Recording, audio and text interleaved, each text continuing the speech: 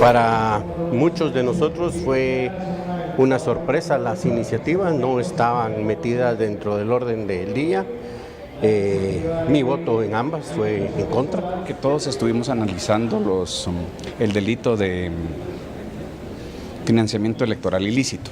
Cuando lo analizamos nos dimos cuenta que primero tenía un error, que fue la exposición de motivos que dio el diputado Oliverio. Ahora lo que hicimos es que los responsables de los actos pues lleven las penas que deberían. De hecho se les beneficia a todos los secretarios de los partidos políticos. Incluyendo ellos.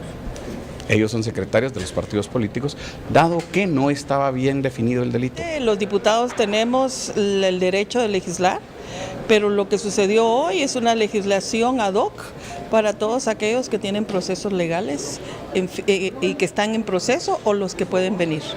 Desde nuestro punto de vista, lo que está sucediendo aquí y lo que vendrá la próxima semana es una legislación a favor de la impunidad y la corrupción. Realmente no fue una ponencia del presidente del Congreso de la República, para aclararlo.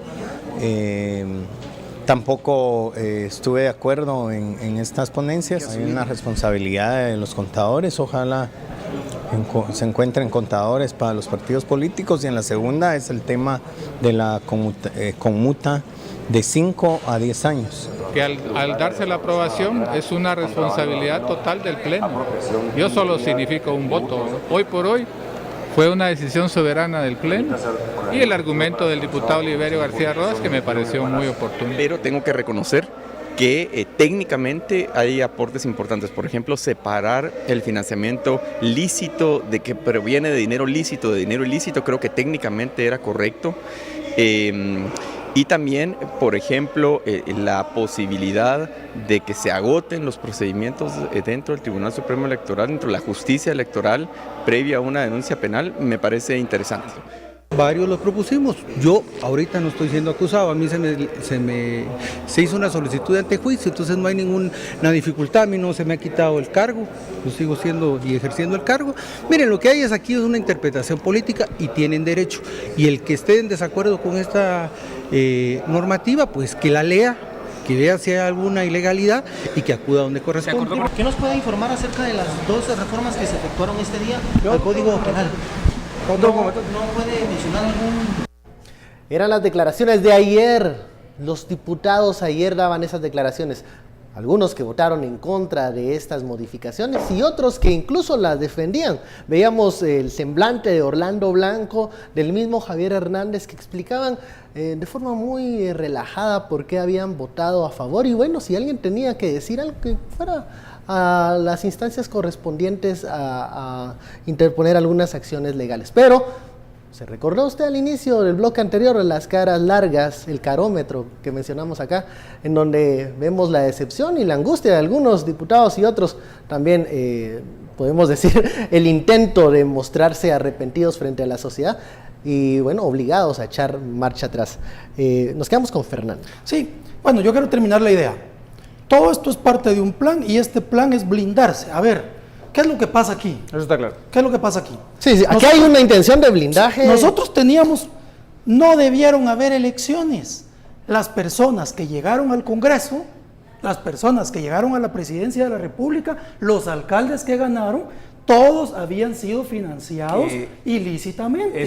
Entonces, digamos, si hacíamos Fernando, elecciones, íbamos a tener lo que hoy estamos teniendo. Necesitamos evidencias en ese momento. Como estamos teniendo esto, ellos pasan una ley que no es casual. No sabíamos lo que estamos firmando. A mí me tomó 10 minutos leerme los 2 decretos. Eran en total 6 páginas, ¿no? 2 decretos me tomó 10 minutos. Y los minutos eran... El diputado Jax estuvo fantástico diciendo que no se lo había leído, ¿verdad? Las leyes eran quirúrgicas.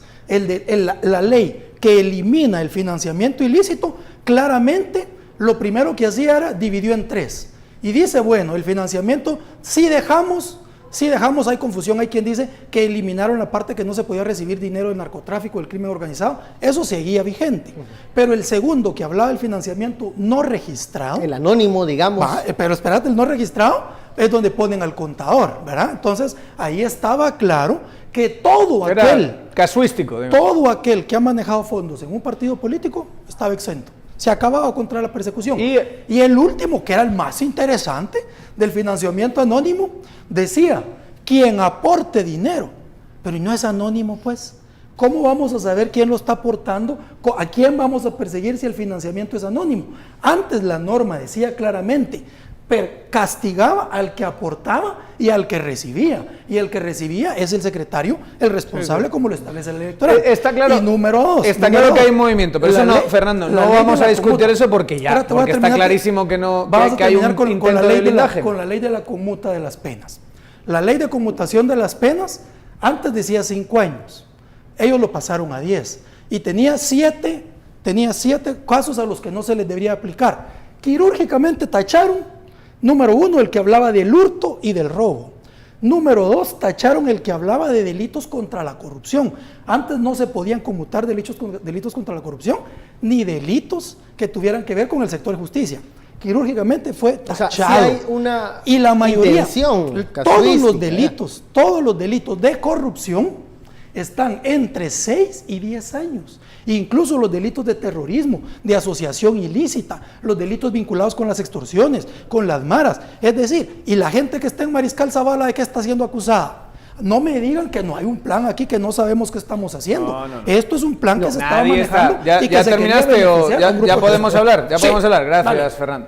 Hay un plan. Nadie está diciendo que no hay un plan. Yo lo que estoy diciendo es que toda esta gran coordinación creo que tiene muchísimo de improvisación, muchísimo de actores que están muy nerviosos, un presidente que no sabe qué hacer, que lo tiene gente diciendo por un lado, no hagas eso, sigue por un camino, te va a venir peor, y por otro tienes a gente diciéndole golpe de estado técnico, van detrás de ti, soberanía y ese tipo de cosas, y se da todo un proceso de verdad que tiene muchísimo de... obviamente había unos planes trazados y lo que hacen es bastante burdo, tampoco son Metternich, si te das cuenta, es una cosa, como dices tú, es quirúrgico y casi casuístico, es como, la culpa es de la contadora. Eso lo hizo un abogado que sabía lo que estaba haciendo. Bueno, pero por eso te digo pero en vez de hacerlo con una ley, digamos, mucho más coherente... Lo que hubo fue cinismo, eso es lo que hay.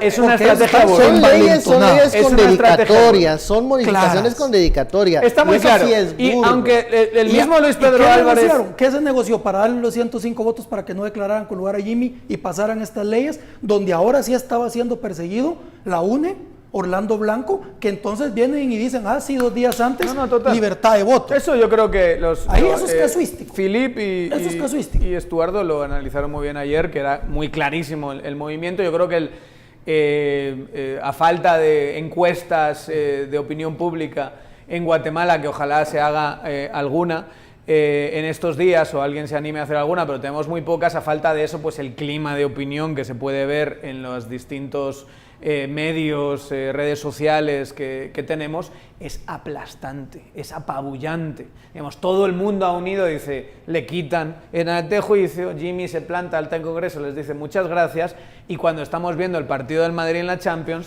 nos intentan colar un cambio quirúrgico que les va a favorecer fundamentalmente a ellos y que encima no están midiendo las consecuencias. Ahí se genera una dinámica que a mí es lo que más me interesa, una dinámica extraordinaria que se parece mucho a 2015. O sea, tú tenías un discurso de polarización que había sido relativamente exitoso a la hora de decir, mira, todo esto es un plan, debe de saber qué, etcétera, etcétera, y de repente tienes a toda la clase política, incluida la UNE, de una manera absolutamente descarada, 32 diputados, 31 votó esto y 1 estaba ausente, 0 votaron en contra. Los Orlando Blanco, los Carlos Barreda, toda esa gente, los Jairo Flores, se dieron carita, como se dice aquí. Se quitaron la máscara y dijeron, aquí vamos a hacer todo esto de urgencia nacional, que no hay que olvidarse porque encima te la intentaron colar así de estrangis, de urgencia nacional, intentan pasar estos cambios quirúrgicos. La dinámica que se genera es tan energética y energizante que tienes esta clase de reacciones. O sea, hoy las caras de estas personas diciendo, no, cambiemos esto, hagamos, no, qué pena, lo siento, perdón. Dices, cuando ayer escuchabas a Delia Bach, 107 a la vez se equivocaron, 107 no leyeron, 107 no entendieron. Esa clase de... ¿Sabes qué es consenso no se genera por error? Uy, qué error. Sí. Ahora, nos pusimos de acuerdo de repente. El tema que hablaba Daniel, la reacción de la gente. A ver, Cuando pasó la semana del non grato, desde el mensaje de Facebook que publica la fiscal general advirtiendo que si hacen este movimiento de expulsión a Iván Velázquez, ella renuncia, veíamos a MP y CICIG, digamos, si no liderando, pues a la cabeza de declaraciones, casos, o sea, ellos iban marcando el ritmo de lo que ocurría esa semana, mientras en lo bajo estaba el presidente con que sí voy a ir a la ONU, pero no voy a hablar de esto, no voy a hablar con otro, y el portavoz Jaiman tratando de decir 1000 cosas. En esta ocasión no vimos a MP y CICIG diciendo grandes declaraciones, dando entrevistas. Esto fue un pulso con la ciudadanía, digamos. Pero de choque, o sea, pero de además, choque con la ciudadanía. Te voy a decir una gran diferencia con esa semana. En esa semana sí había muchos rumores. Y sí te genera esta sensación de zozobra, entonces ante la asimetría de información, ante los vacíos de información, pues dependiendo de por dónde te has inclinado, si te cae bien CICIG, si no te cae bien, si desconfías de unos o de otros o de los dos, pues podías llenar esa información de distinta manera. Esto es un acto claro, a plena luz del día, perfectamente reportado además por los compañeros periodistas, donde veías a diputados correr o esta clase de declaraciones que son bastante erráticas, y las discusiones en el mismo pleno. O sea, todo fue muy significativo y, como digo, se pudo ver tanto que te caiga bien CICIG, desconfíes de Telma Aldana y de Iván Velázquez, creas que esto es un plan de la izquierda, te da igual. O sea, ves eso y dices, no. Este fue un asalto a mano armada a plena luz del día. Y de día. repente vemos que se vuelve a generar un consenso que yo creo que si estábamos en las encuestas que salieron, estábamos 70-30, digamos, o 60-40, ahora volvió otra vez a 85-15. ¿Sabes qué? Vamos a la segunda pausa de la noche, regresamos con este tema. Prometo darle la palabra a Fernando, nomás regresemos. Pero que la devuelva, Fernando, porque habla mucho. No me dejas hablar, dice. Tranquilos, volvemos.